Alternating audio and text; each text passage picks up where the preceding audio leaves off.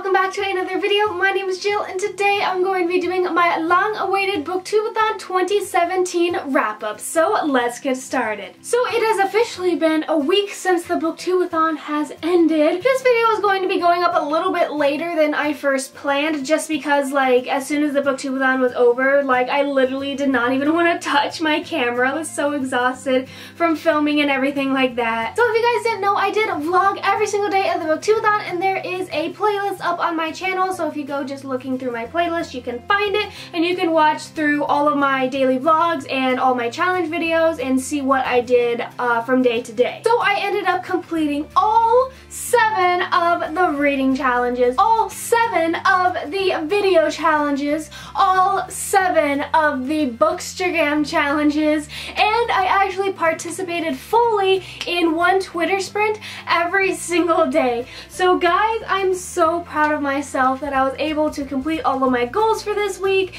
and I'm so proud of myself. I honestly did not think that I was going to be able to read 7 books in a week, but I did it, and I really feel like this is a huge accomplishment for me. That being said, even if you ended up reading only 1 book or you didn't even complete any books or whatever and you're feeling like you somehow failed the Booktube-A-Thon, no one can fail the Booktube-A-Thon, okay? It is a week to celebrate reading, so however you were able to participate, I think that you are a winner. So don't stress if you didn't read as much as I did or anything like that. So now I'm just going to talk about all of the books that I read for Booktube-A-Thon 2017. So let's get into it. The first book I completed was to complete the challenge of read a book with a person on the cover, and that was Maybe Someday by Colleen Hoover. This is now probably my favorite Colleen Hoover book that I have read. Now I was really hesitant to go into this book because it deals with the topic of cheating. Normally when I read YA books or other books that deal with cheating, I just really think that they don't handle it very well,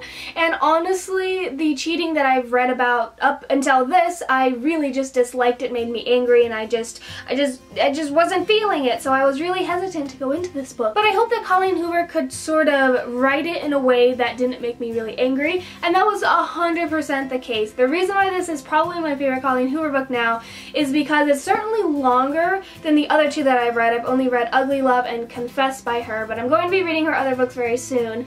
But I feel like this just goes much more in depth with its topic, which is cheating. I think it deals with the aspect of cheating very, very well and very realistically, and I just really, really loved it, and it moved me. Physically felt in my heart, just aching for these characters. I think this book also is significantly less sex-oriented as opposed to especially Ugly Love, but also Confess.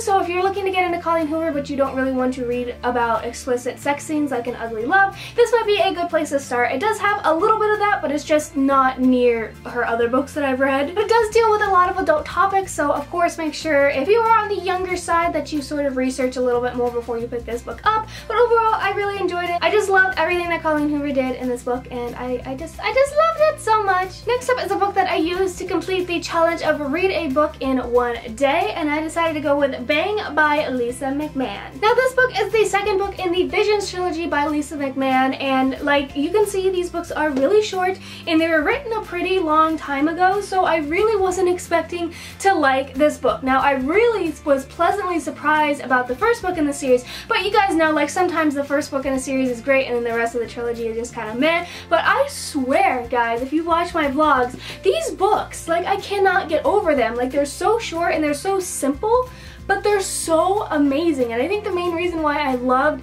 this book so much is because I love the characters, even though they really don't have a lot of time to develop. I just really cared about them, and I think the whole premise behind these books are really, really interesting. It basically follows these different teenagers who get visions of these awful catastrophes that are about to happen, and they basically have to figure out what they're going to do with this information that they keep seeing and seeing and seeing and seeing, how can they prevent these disasters from happening. I'm going to be reading more of Lisa McMann's books because I'm so pleasantly surprised by this series. Next up, I completed the challenge of read a book that you bought because of the cover and finish a book completely outdoors, and that was These Vicious Mess by Taryn Shankar and Kelly Zekas. This is sort of pitched as an X-Men meets Pride and Prejudice, but I I feel like the sequels in this book could kind of be more X-Men, but this one not really. It follows a girl named Evelyn, and her sister is basically taken because they suspect that she has these powers. She ends up in this society with a lot of people that have powers.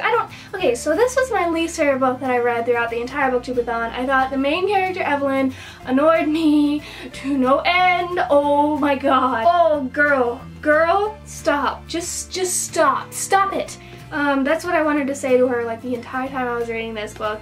Honestly, I'm not interested in continuing on. The cover is extremely pretty, and also if you watch my vlogs, I sort of tweaked the challenge of finish a book completely outdoors. I didn't read the entirety of this book outdoors, but I finished this book while me myself was completely outdoors, so like I read the last page, which technically you could argue with me and say that that doesn't technically complete the challenge, but you know what? I live in a really hot place and I can't read an entire book outdoors, so I decided to hack it a little bit, and if that makes you upset, you know what, I'm sorry. I'm living my best life, okay? And this book was kind of a bust. Next up, I read an amazing book, and this was to complete the challenge of read a book about a character that is very different from you. And I decided to go with The Hate You Give by Angie Thomas. Guys, I will never shut up about this book, okay? This is a book inspired by the Black Lives Matter movement. It essentially follows a black girl named Star, and she witnesses one of her really good friends get shot and killed by a white police officer, and it basically sparks this revolution kind of thing. And my god, like, this was the book out of all the books that I picked for my TBR that I really wanted to get to, because so many people say how amazing this book was, and it did not disappoint in the least. I think that everyone out there should read this book. I think this book really explains and discusses the Black Lives Matter movement in a really realistic and eloquent way. Like, it's so good.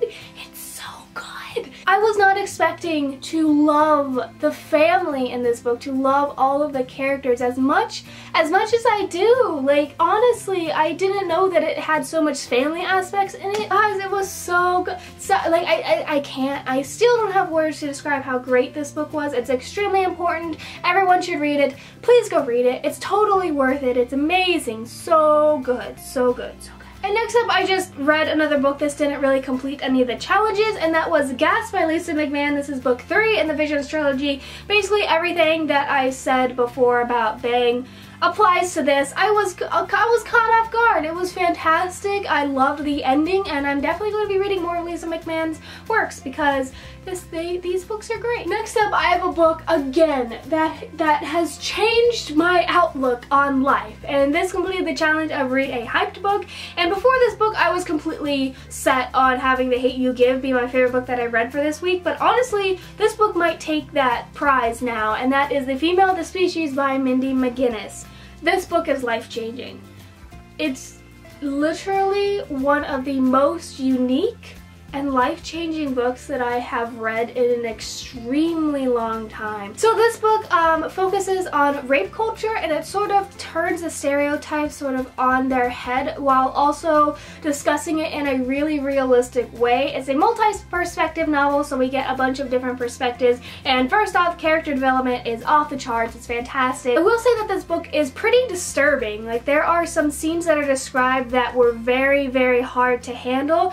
I say that this book discusses rape culture, but there are never any explicitly described rape scenes. Like, you sort of see the before, like right before, and then you see sort of the aftermath, but you never see the actual act being done. So if that is something that affects you, I just know that there are not explicitly described scenes in this book, but there are explicitly described violent scenes and sort of like murder scenes, and there's also a lot of animal cruelty that's described in this book. This book is a heavy ass book, okay? Like, it's disturbing, it's chilling. Now that I've probably scared half of you off, let me tell you how amazing, like, I cannot stop thinking about this book. It's been a week, guys, and I cannot stop thinking about it. It is so important Everyone should read this book. Still can't describe exactly, like I feel like I'm just going all over the place in my description of this book because there's honestly no proper words to describe it. I know Katie from Kate's Book Day has a really long review for this book, and the first section is spoiler free. I will link it down below because she talks about this book in a much better way than I am right now because I can't find words. I'm still in utter shock. I think it's best to just go in not knowing anything because that's what I did, and I was like, holy crap, for like the first half of this book because I had no idea that it was like this. But yeah, it's disturbing, but it's fantastic and so important at the same time. And the final book that completed the challenge of read 7 books for this Booktube-A-Thon, I decided to pick First and Then by Emma Mills. I decided to read this one because it was nice and short, and it's a cool little quirky contemporary book that's described as Pride and Prejudice meets Friday Night Lights, and I'm thinking I could just fly through this, and I did. I ended up giving it 3 stars because it was just kind of there. Like, it was cute, but like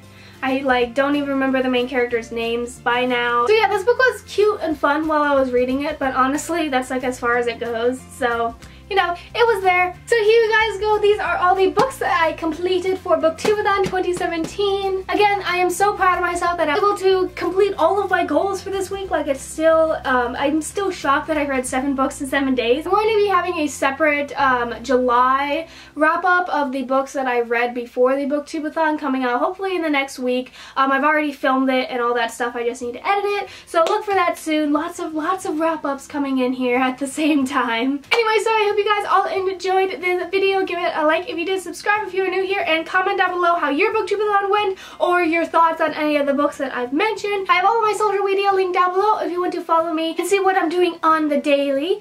And yeah, thanks again for watching, and I will see you guys later in another video very, very soon. Bye, bye, bye!